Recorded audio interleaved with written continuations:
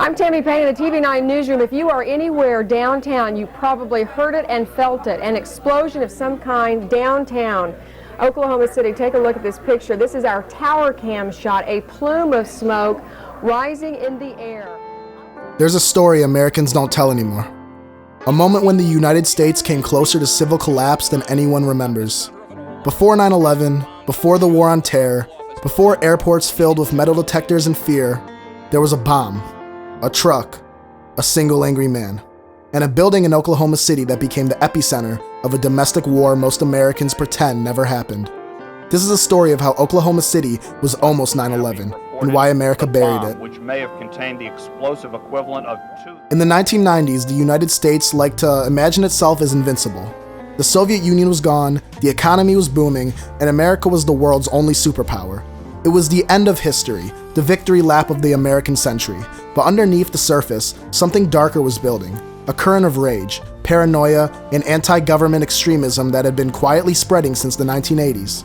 Ruby Ridge, Waco, militia camps in Michigan and Idaho, anti-federal sentiment wrapped in survivalism, Christianity, gun culture, and conspiracy. The media treated these groups like fringe weirdos, late-night punchlines, people living in the woods. Nobody imagined that one of them would bring a weapon of war into the heart of America. But someone did. His name was Timothy McVeigh. Just after 9 a.m., a Ryder rental truck rolled to a stop outside the Alfred P. Murrah Federal Building. Inside, it was a homemade bomb the size of a small car. Ammonium nitrate, nitromethane, and Tovex. A weapon designed not just to kill, but to send a political message written in blood. When it detonated, the shockwave tore through 9 floors of concrete. 168 people died, 19 of them children in a daycare directly above the blast. The building didn't collapse, it disintegrated. It was the deadliest act of terrorism in American history up at that moment. More than Lockerbie, more than the first World Trade Center bombing. The kind of event that should have defined a generation, but it didn't. Within a few years, the attack faded from the public mind, replaced by something else, overshadowed by a new kind of fear, a new enemy, and a new narrative. When people look back at 9/11, they see the beginning of modern terrorism in America, but the blueprint wasn't written by Al-Qaeda. It was written by McVeigh. A truck used as a bomb, civilian casualties justified as political warfare, symbolic targets chosen to break national confidence. McVeigh didn't inspire bin Laden, but the parallels are there.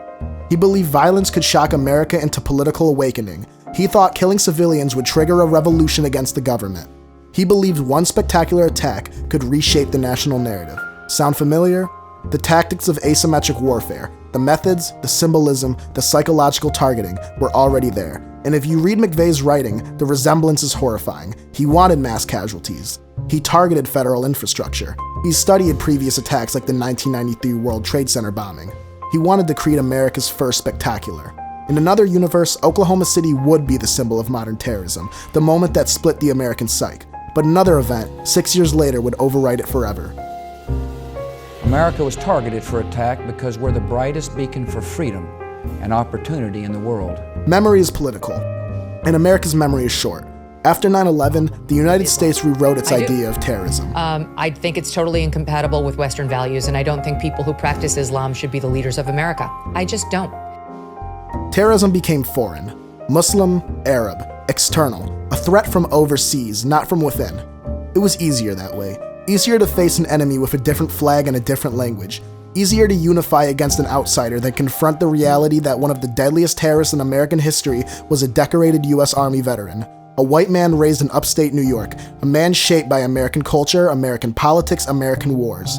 McVeigh didn't fit the war on terror narrative, so he was sidelined.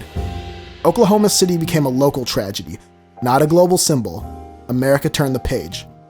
But the deeper reason we forget is even simpler. Oklahoma City wasn't supposed to happen. It didn't come from an empire abroad. It came from a wound inside the country itself. And nations don't like to look at wounds, especially when they're self-inflicted. But if you listen closely, the echo is still there.